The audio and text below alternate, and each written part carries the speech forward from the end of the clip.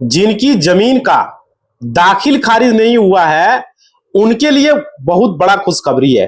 देखो, इसको लेकर बहुत सारा अपडेट आते रहता है। कोर्ट का डिसीजन, हाई कोर्ट का डिसीजन, सुप्रीम कोर्ट का डिसीजन, बहुत सारा डिसीजन इसको लेकर यहां पर आते रहता है।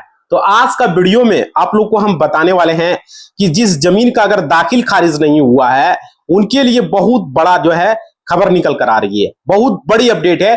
पूरा वीडियो देखिएगा, लोगों का यहीं से जमीन का मामला फंसता है। और देखिए, यहाँ पे बहुत सारे ऐसे लोग हैं जिनका जमीन का बहुत पहले खरीदा गया, लेकिन अभी तक वे लोग लैंड का मोटेशन नहीं करा पाए। समझ पा रहे हो? और सुप्रीम कोर्ट की तरफ से जो जजमेंट आया है इसको लेकर हम आपको पूरी जानकारी देंगे इसके बारे में। देखिए, यहां पर जो है सबसे बड़ा है कि दाखिल खारिज जो है वो जमीन का कराया जाता है तो उसका पूरी तरीके से जो है स्पष्ट तरीके से जो है सुप्रीम कोर्ट में एक मामला की सुनवाई के पश्चात जो है बताया गया कि दाखिल खारिज क्यों आवश्यक है, दाखिल खारिज आखिर क्यों आवश्यक है और कब जरूरी है। और जिनका दाखिल खारिज अब तक नहीं हुआ है उनके लिए बहुत बड़ी खुशखबरी है। आज के वीडियो में हम पूरी जानकारी आपको देंगे, पूरी इंफॉर्मेशन देने वाले हैं। सारे लोग वीडियो को ध्यान से देखोगे। चैनल को सब्सक्राइब नहीं किए हो, सब्सक्राइब कर लोगे। लाइक नहीं किए हो, लाइक कर लोगे। और साथ ही साथ घंटी को नहीं बजाए हो तो बजा के ऑल के निशान पर क्लिक कर लोगे। देखो, सुप्रीम कोर्ट का जो है, देखो दाखिल खारिज को लेकर सुप्रीम कोर्ट ने स्पष्ट तौर पर जो है बताया है कि जमीन का जो है अब तक अगर दाखिल खारिज नहीं हुआ है तो ये एक बहुत बड़ी राहत वाली खबर है जो कि आप लोग को हम बता रहे हैं। देखिए, हाल ही में सुप्रीम कोर्ट ने एक ऐसा डिसीजन दिया जिससे कि कई लाखों करोड़ों जमीनों का मालिकों को यहां पर जो है उसको फायदा मिल सकता है। देखो, इसमें सबसे पहला जो बात है, मेन पॉइंट है कि दाखिल खारिज बहुत सारे ऐसे जमीन हैं जो कि गलत तरीके से जो है, गलत फर्जी तरीके से जो है करा लिया जाता है। और ऐसा मामला सुप्रीम कोर्ट में भी गया जहां की जमीन की रजिस्ट्री को स्पष्ट नहीं करा पाया। समझ पा रहे हो? जमीन का आपसी बंटवारा का कोई कागज नहीं, लेकिन जमीन का दाखिल खारिज हो गया। समझ पा रहे हो? समझो बात को। और देखो, दाखिल खारिज का मतलब कहा जाए, साफ साफ अगर बोला जाए तो कि समझिए, सबसे पहले उसके बाद हम जजमेंट की तरफ भी आप बताएंगे। आगे जजमेंट की तरफ भी बात करने वाले हैं। बहुत सारे लोग, देखो भाई, पहले बता देते हैं, जजमेंट कॉपी बहुत सारे लोग हमसे मांगते रहता है तो स्पष्ट हम बता दे रहे हैं कि जजमेंट कॉपी जो देगा वो व्हाट्सएप पर आपको जब लिखेगा तो वो चार्जेस भी ले सकता है। ऐसा नहीं कि फ्री में कोई बैठा हुआ है तो वो चार्जेस लेगा। फिर हमें मत कहना कि चार्जेस क्यों ले रहा है। बहुत सारे लोग, ऐसा भी एक दो लोग आदमी है जो कि बोल रहा है कोई काम करेगा तो जजमेंट कॉपी डाउनलोड करके खुद से कर लो गूगल से। समझ रहे हो? क्लियर बता दिया मैंने। आप देखिए, दाखिल खारिज का मतलब है जमीन जैसे ही आप खरीदते हो, आप रजिस्ट्री करा लेते हो तो रजिस्ट्री ही सबसे पहला और मुख्य इंपोर्टेंट चीज होता है। जो बेनामा आप कराते हो वो सबसे महत्वपूर्ण होता है, सबसे पहला। लेकिन एक मामला में सुप्रीम कोर्ट ने क्या कहा कि दस्तावेज का जो डीड है और जो केवल्ला, जिसको बेनामा आप लोग बोलते हो, उसकी वैल्यू जो है नहीं है। अब देखिए कैसे नहीं है भाई, वो समझिए। हर चीज का अपना अपना एक जरिया होता है, एक महत्व होता है। जैसे कि उस मामले में क्या बताया कि जमीन की रजिस्ट्री जो गलत तरीके से, फर्जी तरीके से, समझ रहे हो, होती है, उसके बारे में बताया गया कि अब जमीन का जो है मतलब सब कुछ बेचने वाला सही है, खरीदने वाला भी पूरा नियम और पूरी जो है नियमावली है उसको फॉलो करते हैं। जमीन खरीदा हुआ है, ठीक है, पूरी तरीके से सही है, सब कुछ सही है। और केवल्ला है, डीड है, सेल डीड जिसको आप लोग बोलते हो, समझ रहे हो, दस्तावेज है, उसकी मान्यता खत्म हो गई है। अब देखिए, उस स्थिति में उसकी मान्यता खत्म नहीं होगी। अब समझिए कैसे। देखिए, दस्तावेज और केवल्ला के मामले में जो सुप्रीम कोर्ट का जो जजमेंट आया है और उसमें जो जमीन किसी का और बेचने का जो है, वैसे दस्तावेज की वैल्यू कुछ नहीं है, नो वैल्यू कहा गया है, no value sale of deed को। देखिए भाई कैसे, वो समझिए। देखिए, वैसे मामले की जहां तक कि दाखिल खारिज की हम बात करें, ठीक है, दाखिल खारिज की बात करें तो जिस जमीन का दाखिल खारिज नहीं हुआ है तो स्पष्ट तरीके से वहां पर बोला गया है कि जमीन का दाखिल खारिज नहीं हुआ तो इसका मतलब यह नहीं कि आप जमीन के मालिकाना हक को नहीं रखते।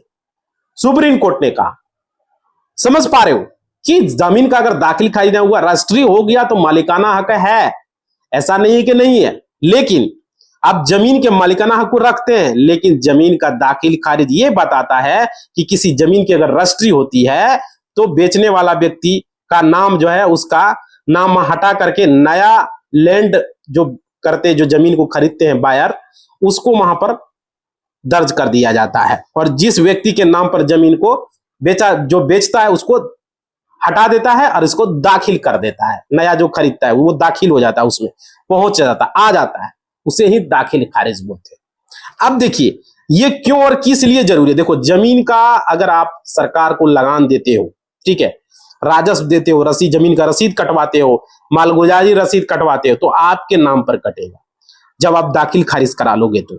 और उस जमीन का जो लगान होगा जो आप जमा करेंगे, जिससे ये स्पष्ट हो जाएगा कि उस जमीन का आप मालिक हो, रैयत हो, रैयत जिसको कहा जाता है, और सरकार को आप लगान देते हो, समझ रहे हो, रसीद कटने के बाद। लेकिन यह दूसरा चीज जो मेन पॉइंट है वो समझिए, यह है कि जो लोग जमीन का दाखिल खारिज नहीं करवाए और वे राजस्व भी अपने नाम पर नहीं कटा पा रहे हैं किसी कारणवश, तो उस जमीन का क्या होगा। मान लेते हैं कोई जमीन है 30-40 साल हो गया, ठीक है, बहुत सारे से पुराने जमीन है जिसका दाखिल खारिज नहीं हुआ, किसी का 30-40 साल हो गया, किसी का 70-80 साल हो गया, उसका दाखिल खारिज नहीं हुआ है। और देखिए, तो उसमें देखिए सुप्रीम कोर्ट का जो जजमेंट है, जो नया जजमेंट है, उसके अनुसार साफ साफ बताया गया है कि जमीन का मालिकाना हक के लिए दाखिल खारिज जरूरी नहीं है। ऐसा नहीं कि रजिस्ट्री होती उसका वैल्यू नहीं है, रजिस्ट्री की वैल्यू है, ऐसा बात नहीं है। लेकिन जमीन का मालिकाना हक को दाखिल खारिज प्रमाणित नहीं करता है, समझ पा रहे, प्रूव नहीं करता है। ऐसा नहीं कि दाखिल खारिज होगा तो ही मालिकाना हक प्रूव होगा। अब देखिए, तो ये क्लियर लिखा गया है कि दाखिल खारिज, इसे मोटेशन कहा जाता है, केवल राजस्व रिकॉर्ड में नाम दर्ज करने की प्रक्रिया, जमीन के दस्तावेज को जो है। लेकिन दाखिल खारिज का जो है, आप इसका मतलब ये मत समझिएगा इसका महत्व नहीं है, समझ रहे हो, ये मत समझिएगा। लेकिन अलग अलग चीजों का अलग अलग महत्व है, और कोर्ट में जो जजमेंट आता है उस मामले में आता है, जिसका निष्कर्ष कई मामले में जो है देखा जाता है। इसका मुख्य उद्देश्य होता है सरकार को जो है पता चले कि जमीन भूमि यानी उसका लगान किसके नाम पर है, सरकार को पता चलता है, समझ रहे हो। अब देखो, दाखिल खारिज की प्रक्रिया को किया जाता है इसलिए, लेकिन दाखिल खारिज के बिना आप जमीन के मालिक नहीं हैं, ये साफ साफ कहा गया है। इसका अर्थ बिल्कुल ये नहीं है। क्लियर हो गया। अब देखो, सुप्रीम कोर्ट का जो माननीय सुप्रीम कोर्ट ने दाखिल खारिज को लेकर जो है मालिकाना हक जो बनता है या नहीं खत्म होता है, उसको लेकर क्या कहा है। देखिए, यदि आपके पास रजिस्ट्री, वसीयत या उत्तराधिकारी पत्र जैसे दस्तावेज है, आप जमीन के रियल ओनर हो, समझ रहे हो, चाहे दाखिल खारिज हुआ हो चाहे दाखिल खारिज नहीं हुआ हो, आप कोर्ट में यह कहेंगे कि दाखिल खारिज केवल राजस्व के कामों के लिए होती है, समझ रहे हो।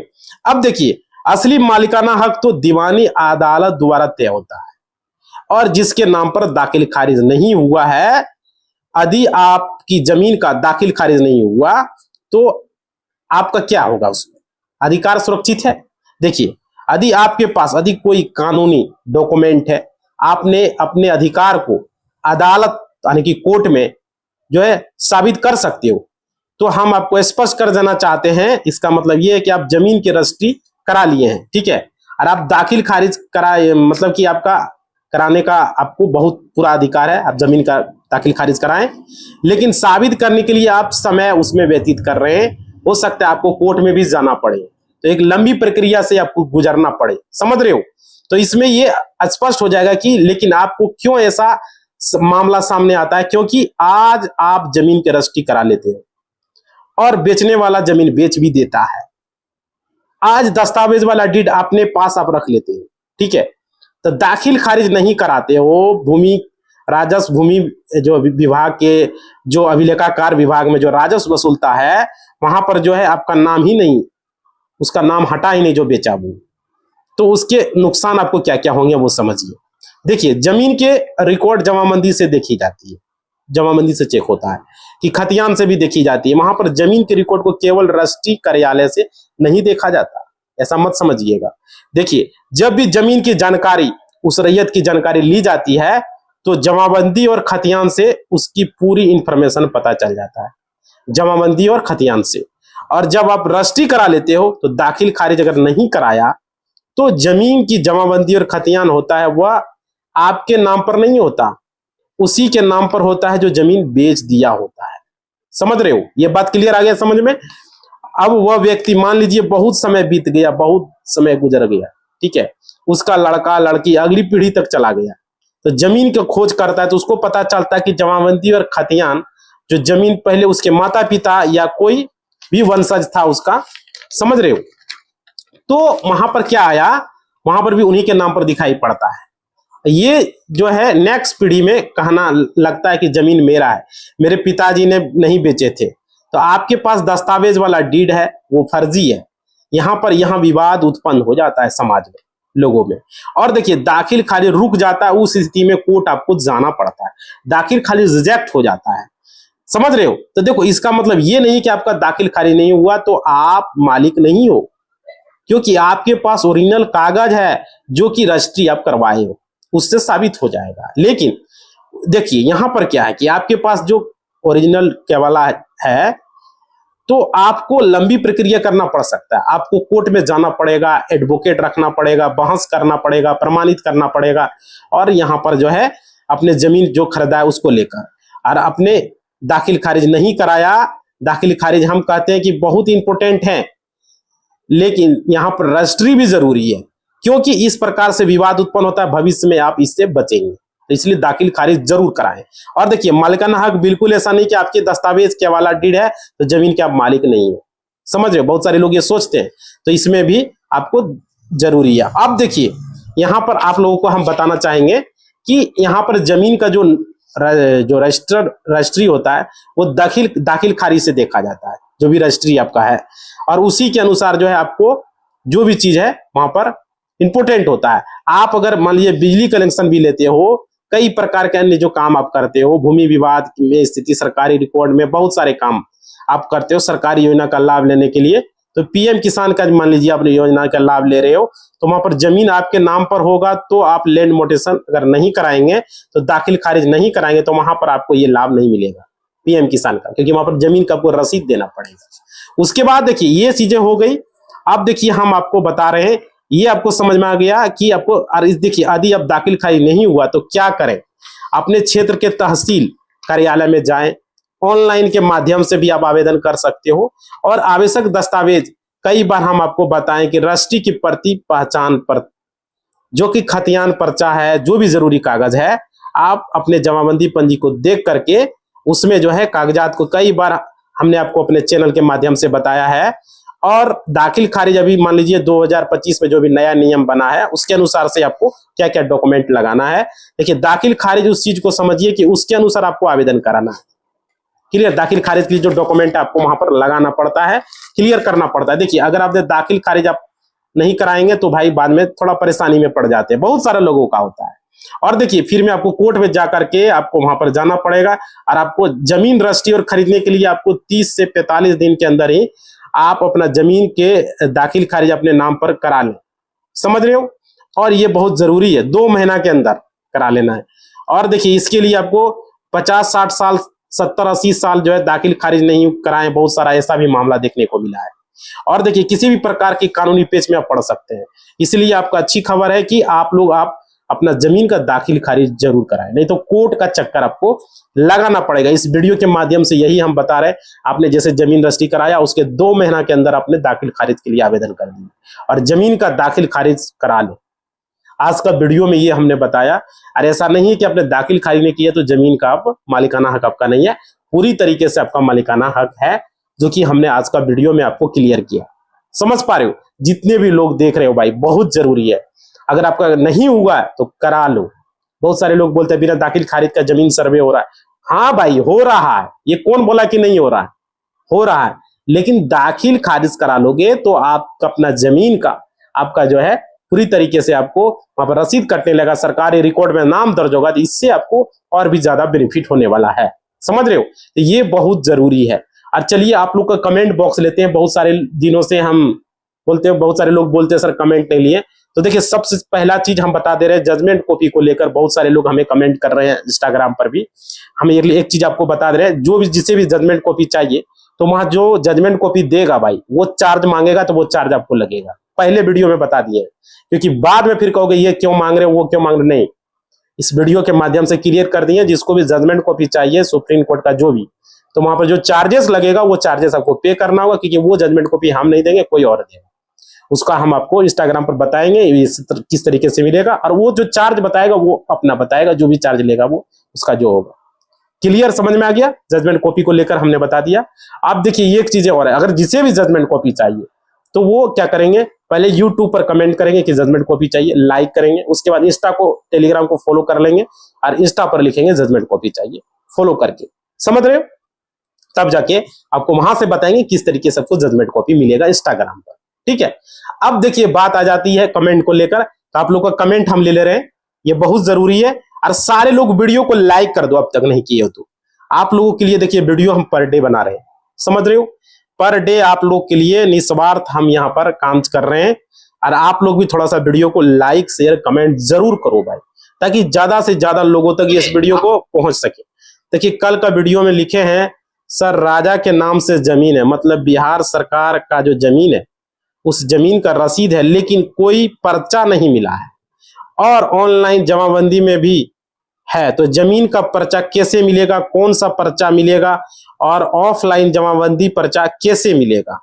अच्छा भाई, तो जमीन का मतलब बिहार सरकार के जमीन है, अच्छा बिहार सरकार का जमीन है आपका, और जमीन का रसीद भी है, लेकिन कोई पर्चा नहीं मिला है, और ऑनलाइन जमाबंदी में भी है। तो जमीन का पर्चा कैसे मिलेगा, कौन पर्चा मिलेगा, और ऑफलाइन जमाबंदी पर्चा कैसे मिलेगा? भाई देखो, आपको अगर जमाबंदी कर चाहिए तो वो आप निकाल लो, जमाबंदी निकल जाएगा, रसीद भी आपका हो जाएगा, ये सब चीजें हैं, हो जाएगा। लेकिन आप पर्चा बोल रहे हो, तो कौन सा पर्चा आपको चाहिए? पर्चा भी बहुत तरह का है, सरकार के द्वारा वास्कित पर्चा, कौन सा पर्चा का जमीन मिला आपके अपने पूर्वज से पूछिए उसको, क्योंकि यहाँ पर पर्चा भी निकलता है, ऐसा बात नहीं कि नहीं निकलता है। डीएलआरएस की वेबसाइट पर जाके आप निकाल सकते हो, बहुत सारे लोगों ने वीडियो भी बनाया है, तो आप उस माध्यम से निकाल सकते हो, समझ रहे हो? लेकिन कौन सा पर्चा पहले ये जानना पड़ेगा, क्योंकि पर्चा एक सरकार की तरफ से दिया जाता है, वास्तविक पर्चा होता है, एक रैयत की तरफ से भी दिया जाता था, जो मतलब कि जमींदार लोग होता था वो भी पर्चा देता था, समझ रहे हो? बहुत सारे किसानों को पर्चा दिया गया, तो आपका कौन सा पर्चा है पहले तो ये जानना पड़ेगा।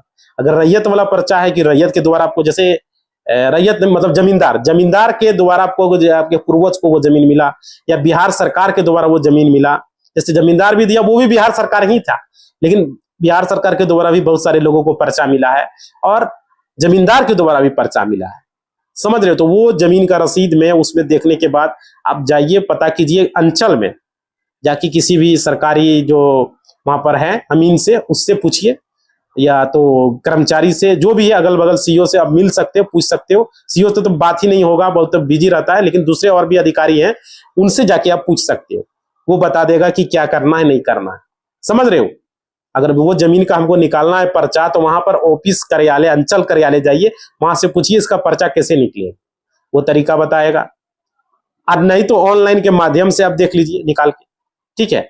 पर्चा को लेकर हमने वीडियो शायद नहीं बनाया है, नहीं तो होगा, हम बना देंगे किस तरीके से पर्चा को निकाल सकते हो, समझ रहे हो? इसका भी प्रोसेस होता है, तो जाके अंचल में पता कीजिए भाई, वो सब पेमेंट बैठा के सबको सरकार देगी पेमेंट, कर्मचारी सीईओ ये सब है, क्या है? चलिए अगला कमेंट ले लेते हैं। आप लोग कमेंट करो और तरह तरह का सवाल पूछो, ठीक है? यही हम चाहते हैं। और वीडियो में देखो, जमीन सर्वे का फॉर्म आप लोगों ने अभी नहीं भरा, अपना स्टेटस चेक कर लेंगे आप लोग, ठीक है?